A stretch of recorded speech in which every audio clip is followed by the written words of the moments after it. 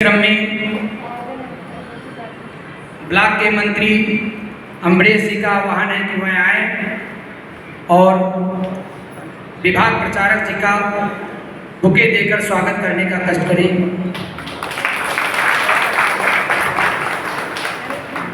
स्वागत के इस क्रम को आगे बढ़ाते हुए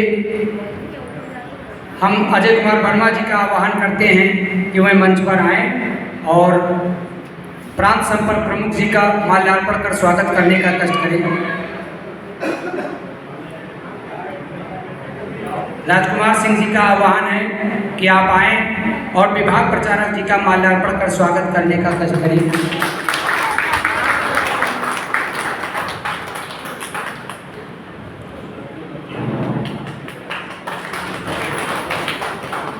हमारे बीच हमारे भाई और इकौना के ब्लॉक मंत्री रमेश मिश्रा जी बैठे हुए हैं, उनका मंच पर आह्वान करते हैं कि वह आएं और आदरणीय गंगा सिंह जी का बैच अलंकरण कर स्वागत करने का कष्ट करें। जी जी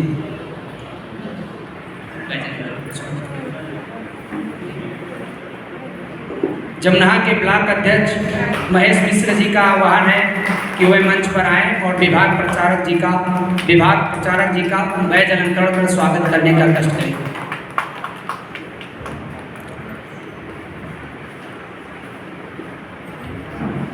मंच पर हमारे जिला महामंत्री जी का आगमन हुआ है। हम ब्लॉक अध्यक्ष कृष्ण कुमार मिश्र जी का आह्वान करते हैं कि वह माल्यार्पण एवं बैच अलंकरण कर महामंत्री जी का स्वागत करने का कष्ट करें।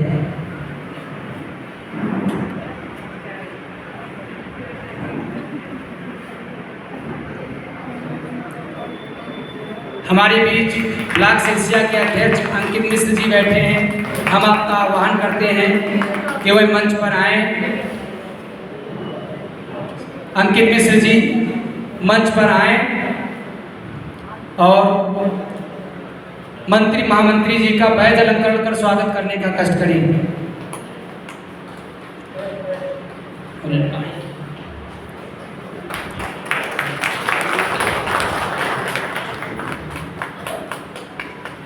जैसा कि कार्यक्रम गुरुवंदन का है, तो हमारे संगठन ने कुछ शिक्षकों के नाम, उत्कृष्ट कार्य करने वाले शिक्षकों के नाम तय किए थे।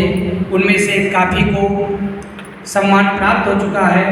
हम चाहेंगे कि हमारे बीच में प्रांत संपर्क प्रमुख जी हैं, तो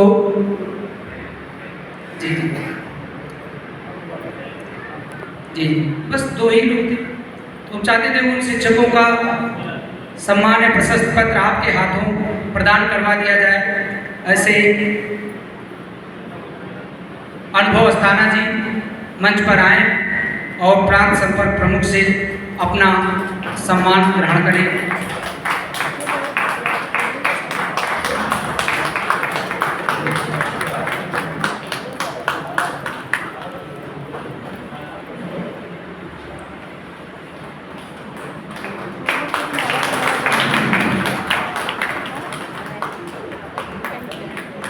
हम लोग आपस में जाएंगे नहीं बैठ जाए। प्रतिभा शुक्ला जी नहीं। जिस उद्बोधन का हमें सुबह से बेसब्री से इंतजार था, ऐसे उद्बोधन पाथेय को प्राप्त करने के लिए हम सभी लोग यहाँ बैठे हुए हैं। उन महान भाव जी का आगमन मंच पर हो चुका है, तो हम चाहेंगे कि आप मंच पर आएं और अपना पाथेय प्रदान करें।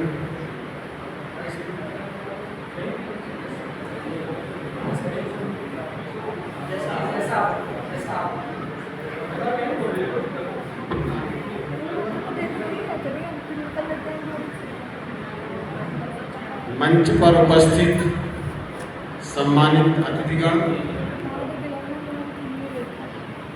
सभागार में उपस्थित सभी शिक्षा के साथ साथ संस्कार देने वाले सभी गुरुजन, उपस्थित मातृशक्ति, आप सभी को प्रणाम। विलंब से आने के कारण आपसे क्षमा प्रार्थी है, आने में विलम्ब हुआ। मुझे 1 बजे का समय बताया था, अगर 12 बजे बताया होते तो पक्का फिर दोपहर का भोजन होता हो सोचा। जिस संगठन के कार्यक्रम है ऐसा राष्ट्रीय शैक्षिक महासंघ, इस संगठन की आवश्यकता क्यों पड़ी? हम सभी जानते हैं कि शिक्षा के जगत में हमारे जितने भी गुरुजन हैं, शिक्षक हैं, उनके अलग अलग प्रकार के ऐसे अन्य अन्य प्रांतों में संगठन, बेसिक, जूनियर, इंटर और माध्यमिक, उच्च शिक्षा, सबके अलग अलग ऐसे प्लेटफॉर्म हैं। शिक्षकों की अपनी समस्याएं, पूरे देश के अंदर कोई ना कोई ऐसा प्लेटफॉर्म खड़ा हो शिक्षकों के संगठन का,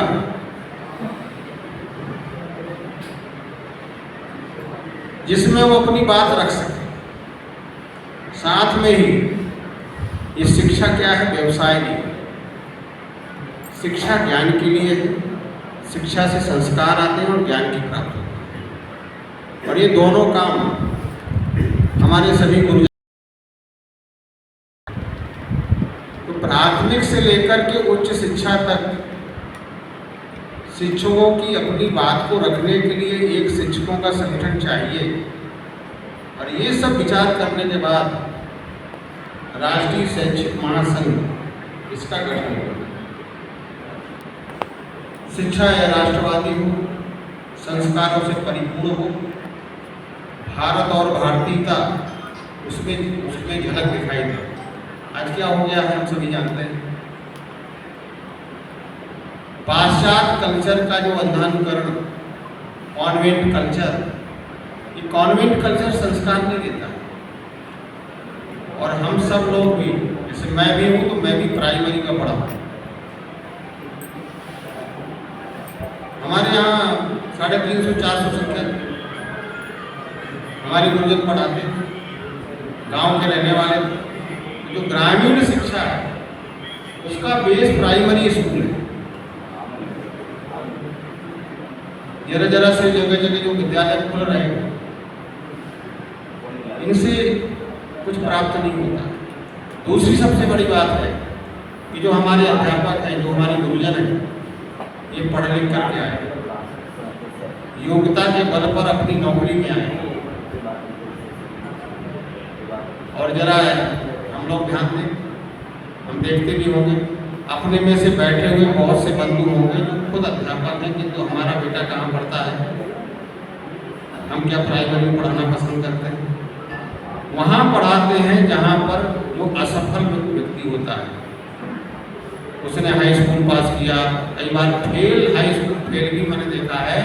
गांव में अलग अलग नाम से जो स्कूल खुल जाते हैं, प्राइवेट, कॉन्वेंट, उनमें वो पढ़ाता है। इंटर पास हो गया, बीए किया हुआ है, तो जो जीवन में असफल है वो क्या पढ़ाएगा, क्या संस्कार देगा, और कितना सिखा सकता है?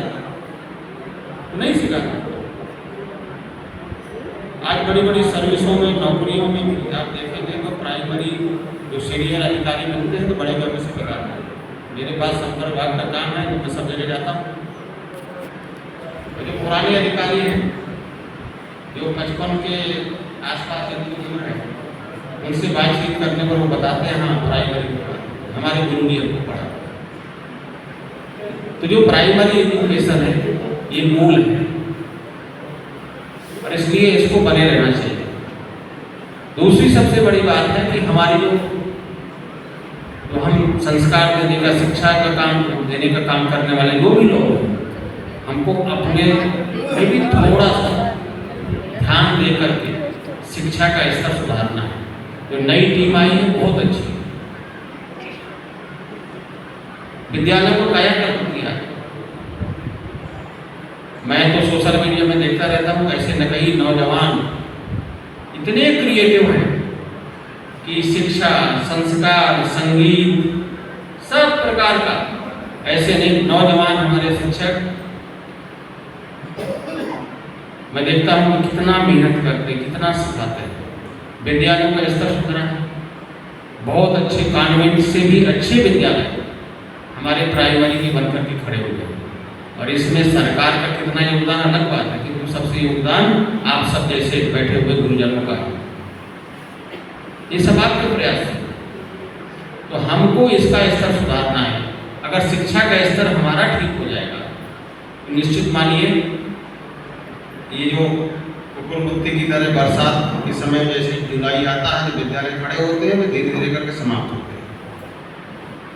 ऐसे गांव के 4-5 लोग मिल करके कुछ नहीं कर पाए, चलो स्कूल खोल लेते हैं, मानता भी नहीं है, किंतु वहाँ भेजते हैं हमारा बेटा गाँव में पढ़ा। तो इस जो धारणा बनी हुई है ग्रामीण परिवेश में, इसको दूर करना है।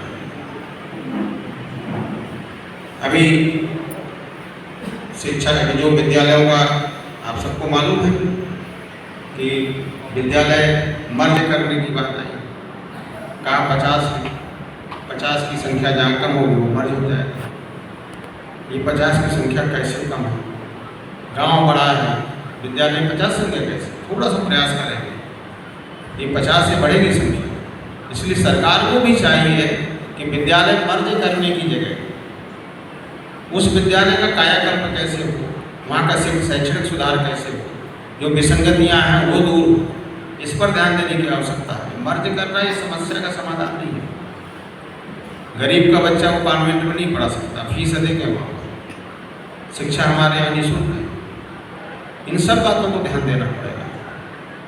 मुझे याद है मैं तहसील प्रचारक था, ललितपुर जिला जो सबसे उपेक्षित जिला माना जाता है।